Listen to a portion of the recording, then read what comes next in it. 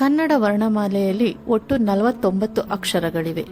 ಇವುಗಳನ್ನು ನಾವು 3 ಭಾಗಗಳಾಗಿ ಮಾಡ್ಕೊಂಡಿದ್ದೀವಿ. ಒಂದು ಸ್ವರಗಳು, ವ್ಯಂಜನಗಳು, ಯೋಗವಾಹಗಳು ಅಂತ. ಸೊ ಇದರಲ್ಲಿ ಮೊದಲನೇದು ಅ ಇಂದ ಔ ತನಕ ಸ್ವರಗಳು ಅಂತ ಹೇಳ್ತೀವಿ. ಅಂ ಅಹನ ಯೋಗವಾಹಕಗಳು ಅಂತ ಕರಿತೀವಿ. ಕ ಇಂದ ಳ ತನಕ ನಾವು ವ್ಯಂಜನಗಳು ಅಂತ ಕರಿತೀವಿ. ಈಗ ಈ ವರ್ಣಮಾಲೆಯ ಅಕ್ಷರಗಳನ್ನು ಹೇಗೆ ಪ್ರೊನೌನ್ಸ್ ಮಾಡೋದು, ಉಚ್ಚಾರಣೆ ಹೇಗೆ ಮಾಡೋದು ಅನ್ನೋದನ್ನ ನೋಡೋಣ.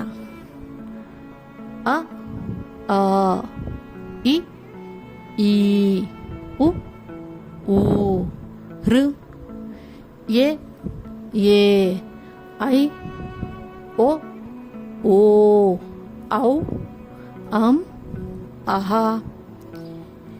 ಇವುಗಳನ್ನು ನಾವು ವ್ಯಂಜನಾಕ್ಷರಗಳು ಅಂತ ಹೇಳಿದೆ ಅಲ್ವಾ.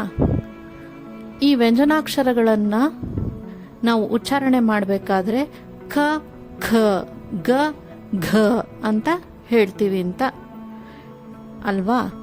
ಆದರೆ ಈ ವ್ಯಂಜನಾಕ್ಷರಗಳಿಗೆ ಸ್ವರಾಕ್ಷರಗಳು ಸೇರಿದಾಗ ಮಾತ್ರ ಖ ಖ ಗ ಆಗದು.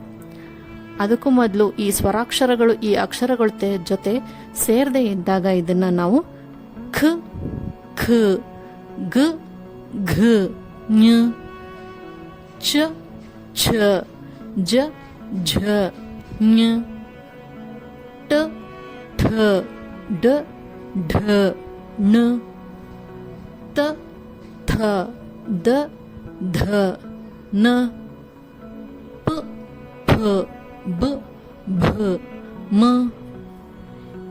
ಯ ರ ಲ ವ ಶ ಶ ಸ ಹ ಳ.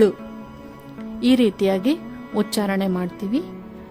ಈ ವ್ಯಂಜನಾಕ್ಷರಗಳಿಗೆ ಸ್ವರಾಕ್ಷರಗಳು ಸೇರಿದಾಗ ಮಾತ್ರ ಖ ಖ ಗ ಘ ಞ ಚ ಛ ಜ ಝ ಞ ಠ ಠ ಡ ಢ ಣ ತ ಥ ದ ಧ ನ ಪ ಫ ಬ ಭ ಮ ಯ ರ ಲ ವ ಶ ಶ ಸ ಹ ಳ.